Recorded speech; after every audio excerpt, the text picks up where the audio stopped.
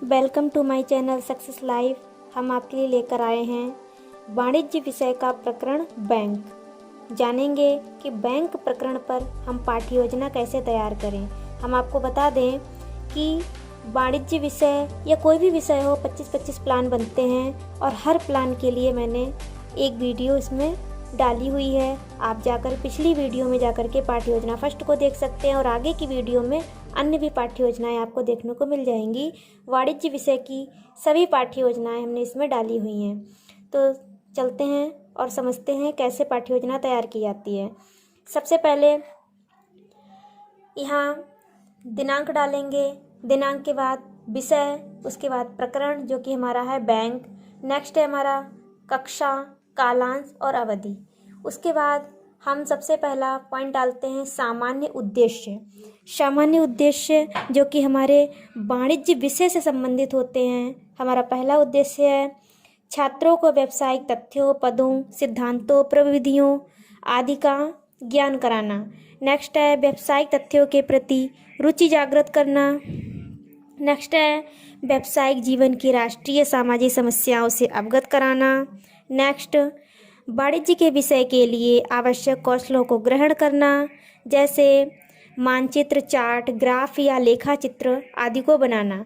Next है छात्रों में वाणिज्यिक मुद्दों पर विचार विमर्श करने की योग्यता का विकास करना। नेक्स्ट है वाणिज्य सिद्धांतों के नियमों को व्यवहार रूप में लाने की क्षमता उत्पन्न करना। नेक्स्ट है व्यापक दृष्टिकोण के विकास के लिए आवश्यक एवं वांछनीय अभिवृत्तियों का विकास करना। नेक्स्ट है वाणिज्य में सिद्धांतों, निष्कर्षों, समस्याओं, प्रक्रियाओं आदि की समझदारी विकसित करना। तो ये तो हो गए हमारे सामान्य उद्देश्य। उसके बाद हम बात करते हैं, सेकंड पॉइंट पड़ता है विशिष्ट उद्देश्य। विशिष्ट उद्देश्य में हमारे जो हमारा टॉपिक है, जैसे कि हमारा बैंक टॉपिक है, इस टॉपिक से जुड़े हुए ही ये विशिष्ट उद्देश्य होते हैं। जैसे हम बच्चों को बैंक पढ़ाएंगे तो हमारा विशिष्ट उद्देश्य पहला होगा कि छात्र बैंक के बारे में जान सकेंगे। नेक्स्ट लिखेंगे छात्र बैंक को परिभाषित कर सकेंगे, छात्र बैंक के महत्व को समझ सकेंगे। नेक्स्ट छात्र बैंक के प्रकारों से अवगत हो सकेंगे। नेक्स्ट छात्र जीवन में बैंक की उपयोगिता को जान सकेंगे। तो ये तो हो गए हमारे विशिष्ट उद्देश्य। नेक्स्ट हेडिंग पड़ती है शिक्षण सहायक सामग्री। इसमें क्या लिखते हैं, कुछ लोग पॉइंटर, डस्टर, मार्कर इत्यादि लिखते हैं, वो लाना कंपलसरी है, इसलिए वो इसमें मेंशन नहीं करना है। इसमें वही लिखेंगे जो हमारे टॉपिक से जुड़ा हुआ है। जैसे कि हमारे बैंक जो हम पढ़ा रहे हैं बैंक से जुड़ा हुआ है, तो हमारा TLM हो जाएगा बैंक के कार्यों को दर्शाता हुआ चार्ट। नेक्स्ट हमारा पॉइंट है पूर्व ज्ञान। पूर्व ज्ञान में लिखेंगे छात्र बैंक के बारे में सामान्य जानकारी रखते हैं। नेक्स्ट हमारा होगा प्रस्तावना प्रश्न। प्रस्तावना प्रश्न में इस तरह से 2 कॉलम बनेंगे। एक में लिखेंगे छात्राध्यापिका क्रियाएं, दूसरा लिखेंगे छात्र क्रियाएं। इन प्रश्नों की संख्या लगभग 4 से 5 होनी चाहिए और इन प्रश्नों में इंटरलिंकिंग भी होनी चाहिए। जानते हैं हमारा कि ये प्रस्तावना प्रश्न किस तरह से बनाए जाते हैं। हमारा पहला प्रश्न होगा हमें अपनी दैनिक आवश्यकताओं को पूरा करने के लिए किसकी आवश्यकता होती है। छात्र बताएंगे धन की आवश्यकता होती है। नेक्स्ट हम पूछेंगे संपूर्ण धन का वह भाग जिसे हम खर्च कर देते हैं उसे क्या कहते हैं। छात्र बताएंगे उसे व्यय कहते हैं या खर्चा कहते हैं। पूछेंगे नेक्स्ट धन का वह भाग जो खर्च नहीं होता उसे क्या कहते हैं। छात्र बताएंगे बचत, कुछ लोग कहेंगे लाभ। फिर हम पूछेंगे इस बचे हुए धन को हम कहाँ जमा करते हैं। छात्र कहेंगे बैंक, कुछ लोग कहेंगे डाकघरों में जमा करते हैं। नेक्स्ट हमारा क्वेश्चन होगा बैंक किसे कहते हैं। ये क्वेश्चन बच्चे नहीं बता पाएंगे, यही हमारा समस्यात्मक प्रश्न हो जाएगा। और फिर हम बच्चों को एक स्टेटमेंट में ही ये बात बताएंगे। हमारी नेक्स्ट हेडिंग पड़ेगी उद्देश्य कथन। उद्देश्य कथन में हम सबसे पहले जो हमारा समस्यात्मक प्रश्न है उसे भी डिस्क्राइब करते हैं। जैसे कि हमने पहले पूछा था बैंक किसे कहते हैं, बच्चे नहीं बता पाएंगे तो हम उन्हें समझाएंगे कि बैंक एक ऐसी संस्था है जो मुद्रा का लेन देन करती है।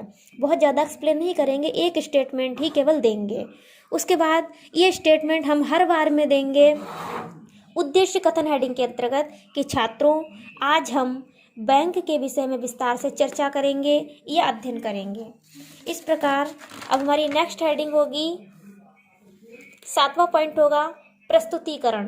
प्रस्तुतिकरण में ही हमारे 5 कॉलम बनेंगे जैसा कि आप देख पा रहे हैं।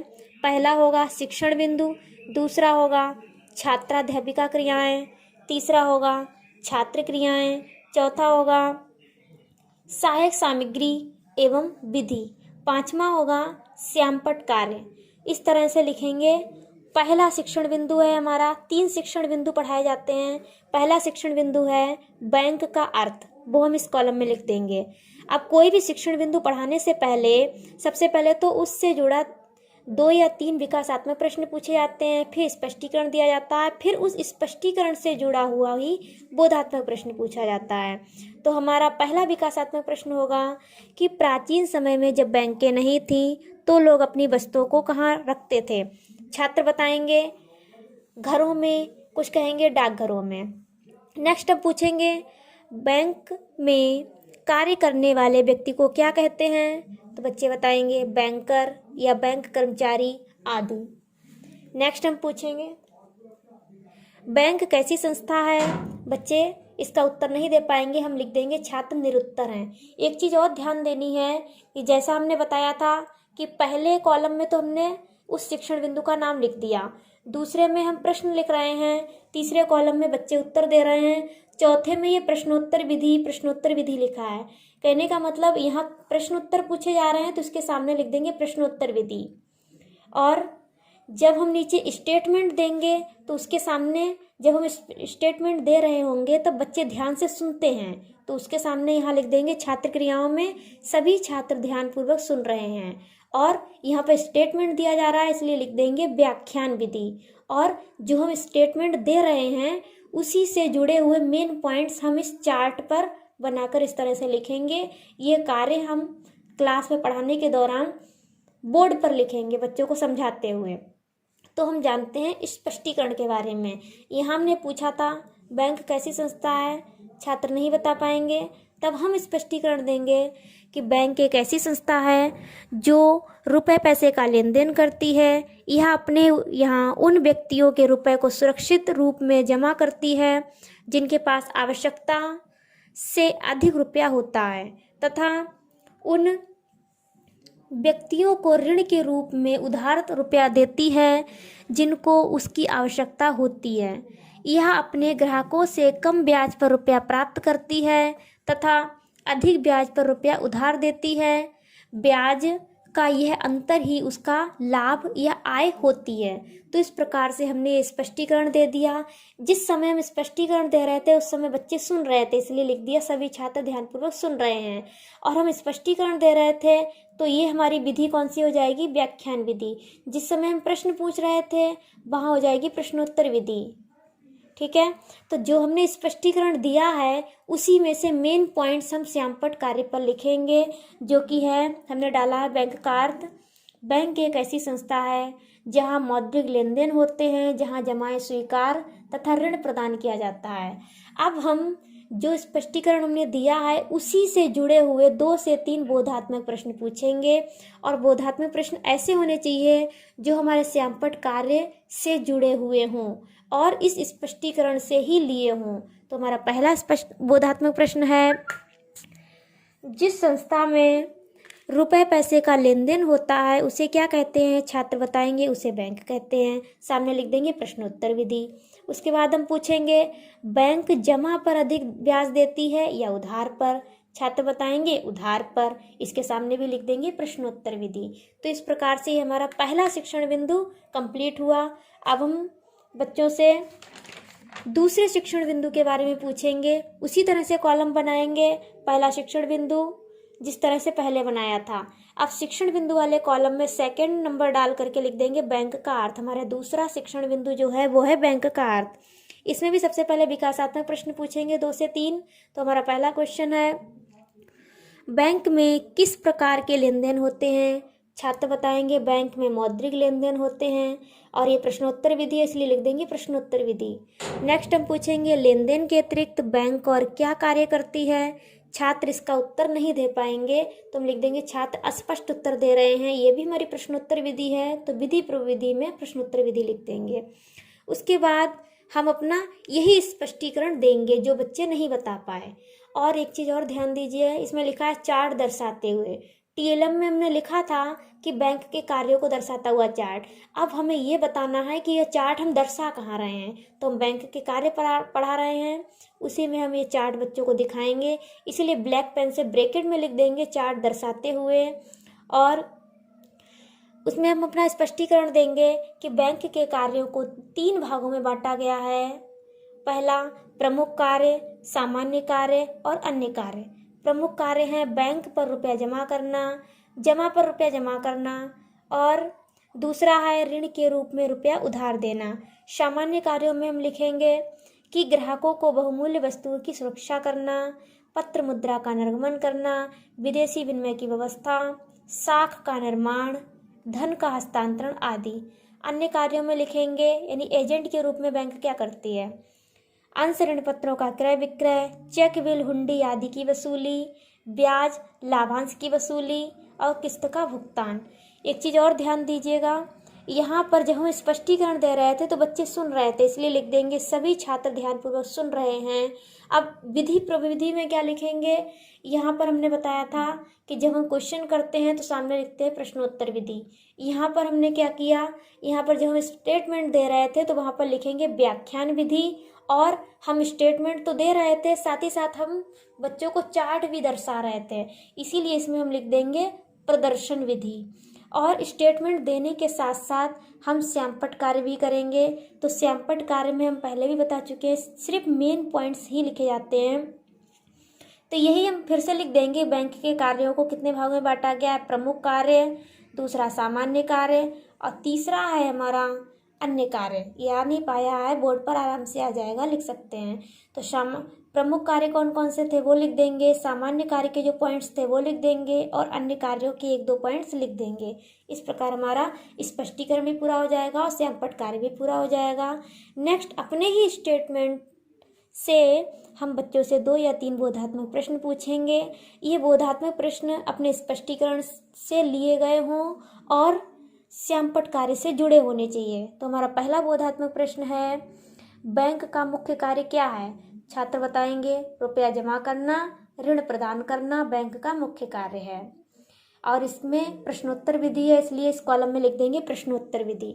नेक्स्ट पूछेंगे हम, बैंक का हस्तांतरण, धन का हस्तांतरण बैंक का कौन सा कार्य है? छात्र बताएंगे सामान्य कार्य है। प्रश्नोत्तर विधि है, इसलिए प्रश्नोत्तर लिख देंगे। तो इस प्रकार से हमारा दूसरा शिक्षण बिंदु भी कंप्लीट हो जाएगा। अब हम पहुंचते हैं तीसरे शिक्षण बिंदु की ओर। हमारा जो तीसरा शिक्षण बिंदु होगा, कॉलम सेम रहेंगे। तीसरा शिक्षण बिंदु जो है वो हम 3rd पॉइंट डाल करके लिखेंगे बैंक का महत्व, यानी कि हमें पता चल जाएगा कि हमारा तीसरा शिक्षण बिंदु जो है वो बैंकों के महत्व के बारे में है। वही हमारा रूटीन रहेगा, पहले विकासात्मक प्रश्न पूछेंगे। उसमें हमारा पहला प्रश्न होगा, हम बचत क्यों करते हैं? बच्चे बताएंगे भविष्य के लिए हम बचत करते हैं। हालांकि प्रश्नोत्तर विधि है, क्योंकि हमने प्रश्न पूछा है इसलिए इसमें लिख देंगे प्रश्नोत्तर विधि। हमारा दूसरा कॉलम होगा, भविष्य के लिए बचाया गया धन हम कहाँ जमा करते हैं? बच्चे बताएंगे बैंकों में जमा करते हैं। ये भी प्रश्नोत्तर विधि ही लिखेंगे क्योंकि प्रश्न पूछे जा रहे हैं। नेक्स्ट हम लिखेंगे, बैंकों का हमारे जीवन में क्या महत्व है? यहाँ पर बच्चे ठीक ठीक उत्तर नहीं दे पाएंगे तो लिख देंगे छात्र अस्पष्ट उत्तर दे रहे हैं, और सामने लिख देंगे प्रश्नोत्तर विधि। दूसरा, जब बच्चे उत्तर नहीं दे पाएंगे तो यही हमारा स्पष्टीकरण हो जाएगा। हम बच्चों को बताएंगे वर्तमान समय में बैंक का हमारे जीवन में विशेष महत्व है। यह जनता की छोटी छोटी बचतों को संग्रहित करके देश की व्यापारिक एवं औद्योगिक उन्नति में सहायक होते हैं। इनका महत्व निम्न प्रकार है। कौन कौन से हैं वो हम बताएंगे पॉइंट वाइज। यह बचत को प्रोत्साहन देते हैं, यह धन एकत्रित करके उसमें कार्यों में उत्पादन कार्यों में लगाते हैं। नेक्स्ट, यह पूंजी का निर्माण करती है, यह देश के पिछड़ेपन को दूर करने में सहायता प्रदान करते हैं।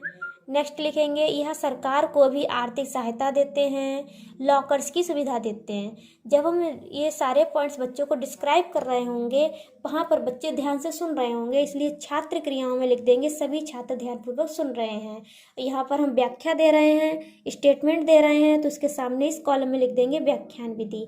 जिस समय हम स्पष्टीकरण दे रहे होते हैं उसी समय इम्पॉर्टेंट्स जो पॉइंट्स होते हैं वो हम बोर्ड पर लिख रहे होते हैं, इसलिए ये चार्ट हमेशा याद रखना स्पष्टीकरण के जस्ट सामने ही लगाना है। उसमें हमने लिखा है बैंकों का महत्व, जो इम्पोर्टेंट पॉइंट है वही लिखे जाते हैं। पहला लिख दिया बचत को प्रोत्साहन, लॉकर्स की सुविधा, आर्थिक सहायता, उत्पादन कार्यों में सहायक। जब हम अपना स्पष्टीकरण दे चुके होंगे उसके बाद बोधात्मक प्रश्न लिखेंगे, जो कि हमने 2 प्रश्न ही पूछे हैं। पहला होगा बैंक के कोई 2 महत्व बताइए, बच्चे बता देंगे लॉकर्स की सुविधा और बचत को प्रोत्साहन। प्रश्नोत्तर विधि है इसलिए प्रश्नोत्तर विधि उसके सामने लिख देंगे। दूसरा प्रश्न पूछेंगे बैंक हमारे आभूषण को सुरक्षित रखने के लिए कौन सी सुविधा देते हैं, बच्चे बता देंगे इसके लिए बैंक हमें लॉकर्स की सुविधा देते हैं। प्रश्नोत्तर विधि है इसलिए प्रश्नोत्तर लिख देंगे। उसके बाद इस प्रकार हमारे तीनों शिक्षण बिंदु पूरे हो गए। उसके बाद हमारा नेक्स्ट पॉइंट होगा, 8वां पॉइंट होगा श्यामपट्ट एवं निरीक्षण कार्य। इसमें एक ही स्टेटमेंट हर पाठ्य योजना में लिखा जाएगा। हमने लिखा है छात्राध्यापिका छात्रों को श्यामपट्ट सारे अपनी अपनी उत्तर पुस्तिकाओं में उतारने का आदेश देकर स्वयं कक्षा का निरीक्षण करेगी। नेक्स्ट हमारा होगा 9वां पॉइंट पुनरावृत्ति प्रश्न। इसे मूल्यांकन प्रश्न भी कहते हैं। ये जो प्रश्न पूछे जाते हैं वो हमारे पूरे टॉपिक से जुड़े हुए होते हैं, क्योंकि यहाँ पर पहुँचते पहुँचते हम बच्चों को पूरा टॉपिक पढ़ा चुके हैं। ये पूरे टॉपिक का निचोड़ करते हुए प्रश्न होते हैं और इन सभी का उत्तर बच्चे दे देते हैं। जैसे हमारा पहला प्रश्न है, इनकी संख्या भी 4 से 5 होती है। हमारा पहला प्रश्न है हम अपनी बचत को कहाँ जमा करते हैं, बच्चे बता देंगे। नेक्स्ट हम पूछेंगे बैंक किसे कहते हैं, बैंक के मुख्य कार्य क्या हैं, बैंक क्या करती है, धन का हस्तांतरण बैंक का कौन सा कार्य है। बच्चों ने आपके पूरे प्रकरण को ध्यान से सुना है, समझा है, तो इन सभी के उत्तर बच्चे बता देंगे। नेक्स्ट एंड लास्ट क्वेश्चन होता है गृह कार्य। गृह कार्य में हम बच्चों को होमवर्क के लिए कुछ ना कुछ वर्क देते हैं। हमेशा याद रखना होमवर्क में चाहो तो आप रिक्त स्थान दीजिएगा, सही गलत दीजिएगा, मल्टीपल चॉइस क्वेश्चन दीजिएगा, कुछ भी दीजिएगा, लेकिन क्वेश्चन आंसर वाले प्रश्न होमवर्क ना दीजिएगा, क्योंकि अब तक मैंने पूरा प्लान पढ़ाया उसमें बच्चों से अक्सर क्वेश्चन ही पूछे हैं। तो बच्चों को ये सब्जेक्ट बोरिंग ना लगे इसलिए कुछ अलग करने के लिए अलग सा होमवर्क देना चाहिए। हमने बच्चों को रिक्त स्थानों की पूर्ति करने के लिए कहा है। उसमें हमने पहला पॉइंट, इसमें भी 4 से 5 पॉइंट हम लिख सकते हैं।